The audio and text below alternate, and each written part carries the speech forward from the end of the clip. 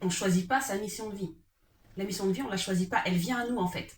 Elle vient à nous en fonction de ce qu'on a traversé, en fonction de ce qu'on a vécu, en fonction de nos épreuves, en fonction de nos blessures. Enfin, de toute façon, tout est lié. On ne choisit pas sa mission de vie. On ne choisit pas à qui on va s'adresser.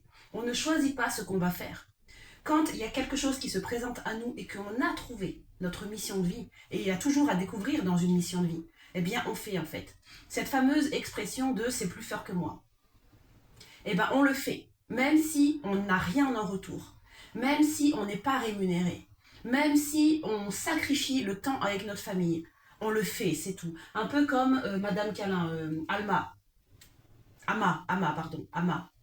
Ama, elle fait des câlins, des câlins, des câlins, des câlins. C'est sa mission. Elle fait des câlins. Moi, je chante, je m'adresse à des ados, je fais des dédicaces aux ados, je transmets là sur TikTok, je transmets partout, partout. Je transmets. J'ai ma voix, elle se porte toute seule. C'est limite, si je me tais, je tombe en dépression, quoi. C'est pour ça que je tombais en dépression, parce que justement, je ne m'exprimais pas. Et quand on ne s'exprime pas, eh ben en fait, on est mal à l'intérieur. Il y a l'esprit, enfin, je sais pas quoi c'est, mais qui est comme emprisonné.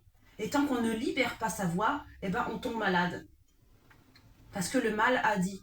On a du mal à sortir les mots ils doivent sortir, on ne sait pas comment les sortir parce qu'on ne se connaît pas. Et la mission de vie, il n'y a personne d'autre que nous-mêmes qui pouvons la définir, parce que même nous, quand on est en plein dedans, on se demande si on y est réellement.